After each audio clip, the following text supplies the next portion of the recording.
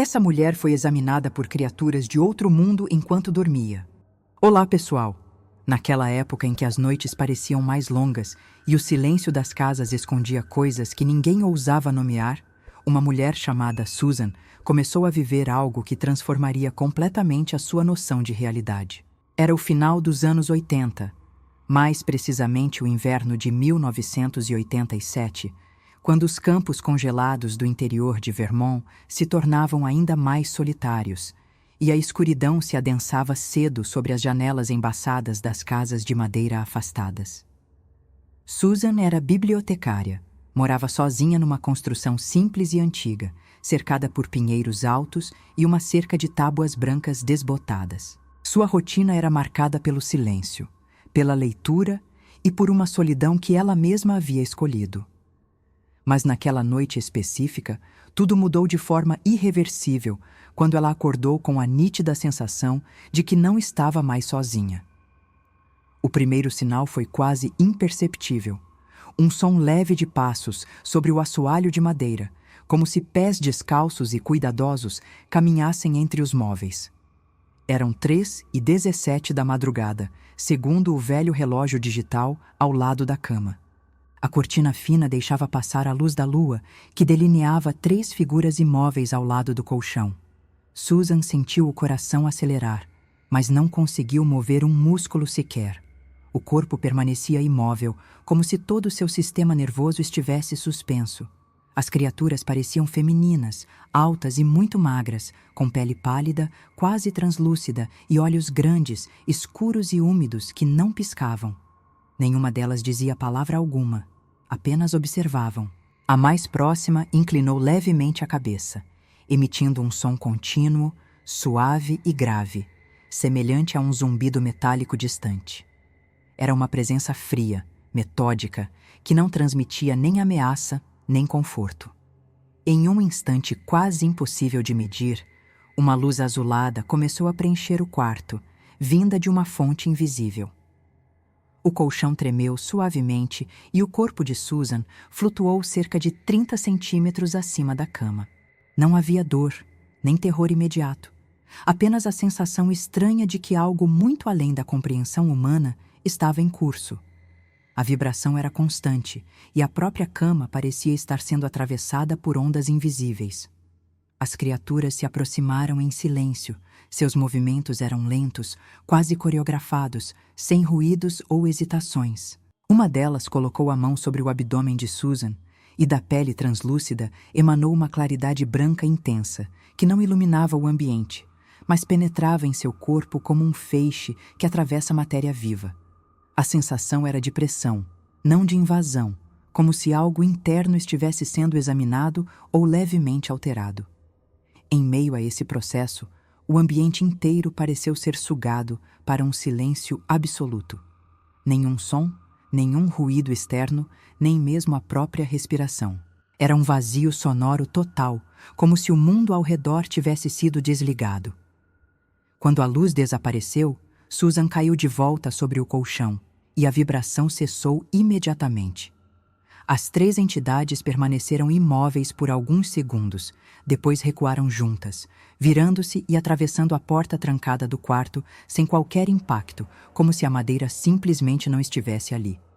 O relógio ainda marcava exatamente 3h52 da madrugada.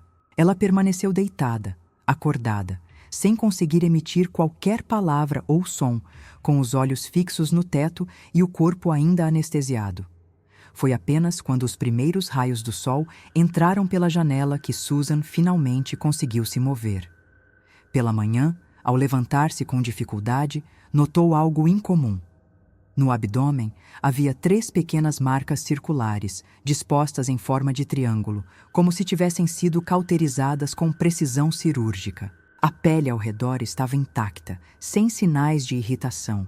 E não havia dor, apenas um calor suave e profundo, como se a energia daquele toque ainda estivesse presente ali. Susan não sabia o que pensar. Tentou racionalizar a experiência como um pesadelo intenso, ou talvez uma paralisia do sono, mas os detalhes estavam vívidos demais. A textura da pele das criaturas, o zumbido metálico, a pressão interna, a luz azul, tudo permanecia em sua mente com clareza perturbadora. Aquilo não era um sonho comum, e as marcas no corpo confirmavam que algo havia de fato acontecido naquela madrugada. Nos dias seguintes, o episódio se repetiu, sempre no mesmo horário, 3h17 da manhã. Sempre com a mesma sequência. Os passos sobre o chão de madeira, a paralisia do corpo, a luz azulada preenchendo o ambiente e a presença silenciosa das entidades femininas. Susan começou a temer o cair da noite. Colocou trancas adicionais nas janelas, instalou sensores de movimento e passou a dormir com as luzes acesas, mas nada impedia que o fenômeno acontecesse. A sensação de impotência era constante. Mesmo com todo o esforço para manter o controle, o corpo não respondia quando era preciso. A mente, apesar do terror, se mantinha lúcida. E essa lucidez durante os episódios tornava tudo ainda mais aterrorizante, pois ela sabia que não estava imaginando. Determinada a encontrar alguma explicação ou evidência concreta, Susan decidiu usar uma câmera de vídeo doméstica para registrar o ambiente enquanto dormia. Posicionou o aparelho sobre a estante voltada para a cama, com o temporizador programado para gravar entre 3 e 4 da manhã. Na manhã seguinte, ao revisar a fita, encontrou algo inesperado. Em determinado momento, pequenas luzes brancas surgiam no quarto, flutuando em movimentos suaves e não lineares. Não eram feixes, nem reflexos identificáveis. Apareciam e desapareciam abruptamente, como se materializassem do nada. Susan mostrou a gravação a um amigo de confiança, que trabalhava com fotografia científica. Após análises iniciais, ele afirmou que os padrões de reflexo não correspondiam a nenhuma fonte luminosa conhecida. As luzes tinham um comportamento errático e não apresentavam origem visível.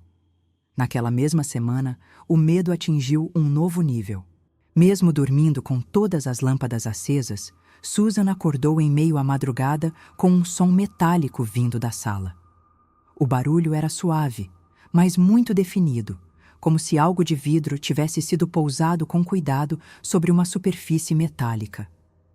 Ela se levantou lentamente, ainda grogue, com o coração acelerado e as mãos trêmulas.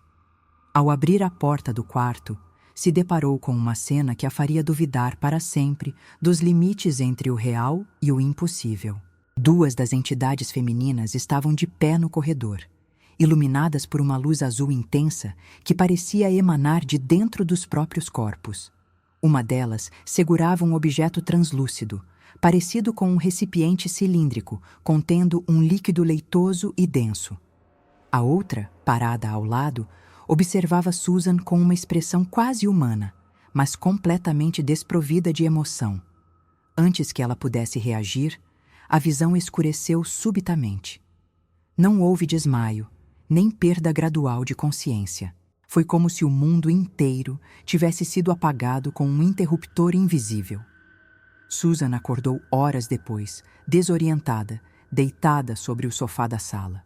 Estava vestida, as janelas trancadas por dentro, sem sinais de entrada forçada. No braço esquerdo, encontravam-se 3 novas marcas, idênticas às do abdômen, dispostas em triângulo e levemente brilhantes sob a luz da manhã. No carpete ao lado do sofá, havia partículas brancas minúsculas, como se fosse um pó de vidro fino e brilhante.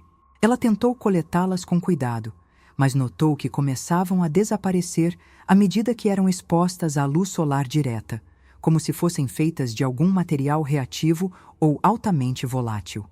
Apesar do estado de choque, Susan conseguiu recolher uma pequena amostra do pó utilizando um frasco de vidro escuro. Procurou um pesquisador local com formação em química analítica e entregou o material para análise. Dias depois, recebeu um relatório inconclusivo. O documento descrevia as partículas como micropartículas com comportamento fotoativo incomum, mas não conseguia identificar sua composição exata. Não eram orgânicas, nem metálicas e não correspondiam a nenhuma substância registrada nos bancos de dados convencionais. A frustração do pesquisador era evidente. Ele havia tentado submetê-las a diversos tipos de espectrômetros, mas os resultados não seguiam nenhum padrão conhecido. Era como se o material tivesse sido criado com uma tecnologia além da nossa capacidade de análise atual. O isolamento emocional de Susan se intensificou. Amigos próximos começaram a evitá-la, não por crueldade, mas por medo e incompreensão. Ela havia deixado de ser apenas uma mulher reservada. Agora era vista como alguém que carregava algo estranho, talvez perigoso. Sua rotina passou a girar em torno da observação de si mesma e dos sinais ao redor. Mantinha um diário com horários, sintomas e eventos anômalos. Notava alterações nos aparelhos eletrônicos da casa. O rádio ligava sozinho às 3 da manhã, lâmpadas piscavam sem motivo e o relógio digital ao lado da cama travava com frequência sempre no mesmo horário, 3h17. Era como se aquele momento no tempo tivesse se tornado um ponto fixo, uma âncora entre o mundo dela e algo muito além da nossa compreensão.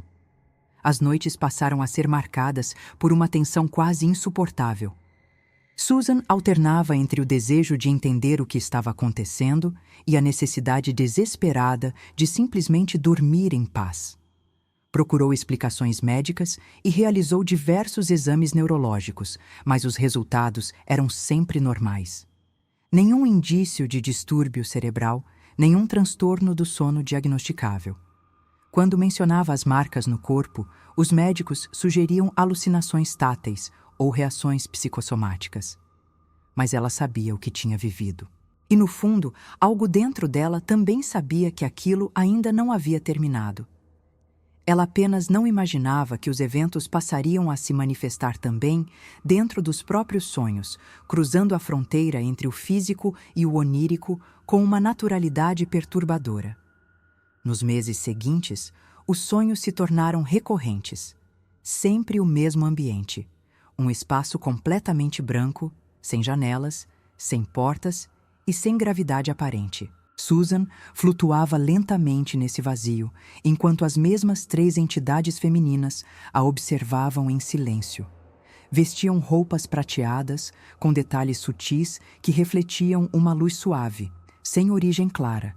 Cada uma se posicionava em um ponto ao redor dela, como se realizassem uma análise tridimensional de seu corpo e mente. Não havia som, nem palavras, apenas a sensação constante de que ela estava sendo profundamente examinada. Em um desses sonhos, pela primeira vez, uma das entidades se aproximou mais do que o habitual. E então, sem mover os lábios, projetou diretamente em sua mente uma frase clara e inconfundível. Você foi escolhida para lembrar. A voz mental era calma, pausada, sem emoção. Quando acordou, o corpo de Susan estava entorpecido, pesado, como se houvesse estado, de fato, em outro lugar. A partir desse ponto, Susan passou a sentir que as fronteiras entre sonho e realidade estavam se dissolvendo lentamente. Em vez de despertar aliviada ao perceber que havia apenas sonhado, ela acordava com a certeza de ter vivido algo concreto, embora impossível de comprovar de forma tradicional. Os efeitos físicos desses episódios oníricos eram inegáveis. Além da sensação de entorpecimento ao acordar, o corpo dela apresentava variações inexplicáveis de temperatura, batimentos cardíacos alterados e uma estranha sensibilidade à luz natural, que antes nunca havia notado. Era como se cada sonho deixasse um resíduo no corpo real, uma interferência física que não podia ser atribuída ao mero subconsciente. Esses efeitos fizeram com que ela voltasse a procurar ajuda médica, mas os resultados eram os mesmos: saúde perfeita, nenhum indício clínico de anormalidade.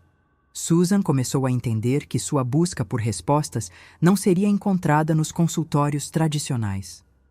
Com o passar do tempo, ela passou a perceber um padrão específico nas visitas. Sempre 3 entidades. Sempre o ambiente branco, sem pontos de fuga.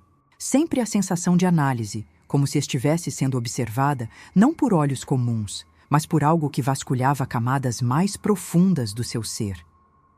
Em um dos sonhos, o ambiente se modificou sutilmente.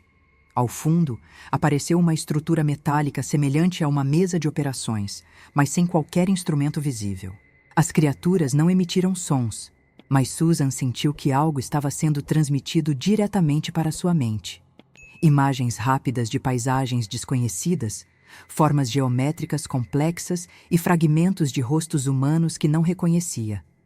Era como se recebessem ou compartilhassem informações sem palavras. Quando acordou dessa vez, o lado esquerdo do seu rosto estava levemente inchado e uma linha quase imperceptível de vermelhidão atravessava sua testa, como se tivesse sido tocada por algo com precisão clínica.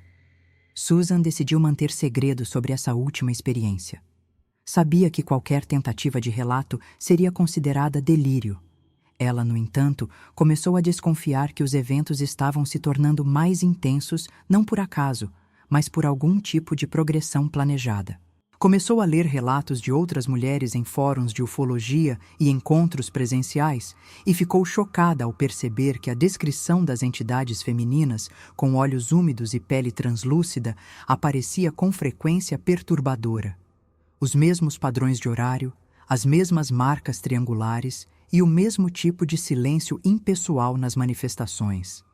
Essa convergência de experiências a fez reconsiderar a hipótese de alucinação. A possibilidade mais inquietante era a de que essas entidades não estavam interessadas em contato, mas em coleta. Coleta de dados, de material, de respostas que talvez nem nós soubéssemos formular. E Susan, por alguma razão que ela mesma desconhecia, havia sido incluída nesse processo.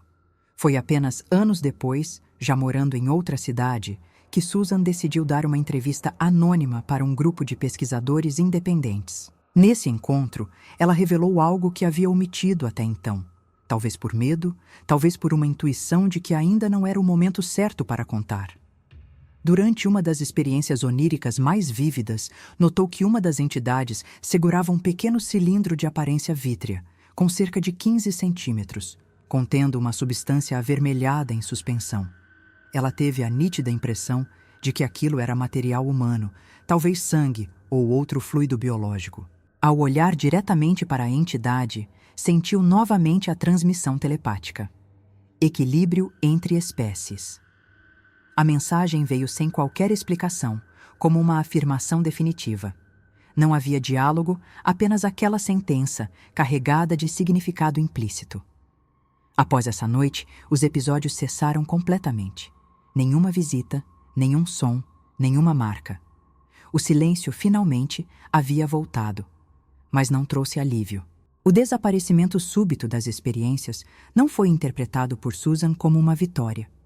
Pelo contrário, ela passou a sentir um tipo de saudade angustiante, não das visitas em si, mas da certeza de que havia algo maior em curso. O cotidiano comum se tornou desinteressante. Seus sentidos, antes alertas e sintonizados com detalhes invisíveis, agora pareciam embotados. Começou a perceber que as visitas haviam despertado nela uma sensibilidade irreversível, como se sua percepção da realidade tivesse sido expandida e, ao mesmo tempo, desajustada.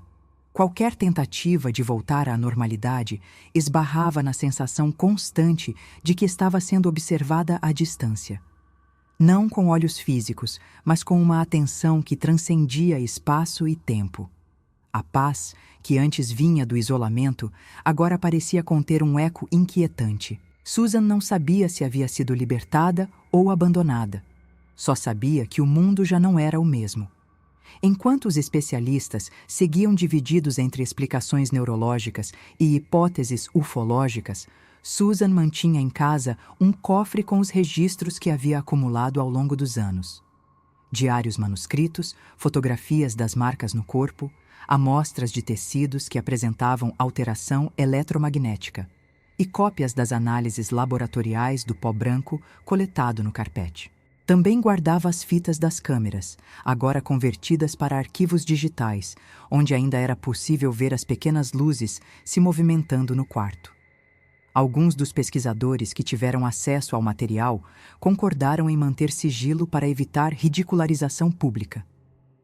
Um deles chegou a declarar, em depoimento informal, que o caso de Susan era o exemplo mais clínico e metódico de suposto contato que já tinha estudado, desprovido de qualquer misticismo ou histeria coletiva. A frieza dos relatos, aliada à repetição dos fenômenos e à consistência das marcas físicas, fazia com que o caso resistisse ao tempo como um enigma técnico. Essa ausência de emoção nas entidades femininas era, para Susan, o aspecto mais perturbador de toda a experiência. Elas não pareciam curiosas, tampouco hostis. Não demonstravam pressa nem hesitação.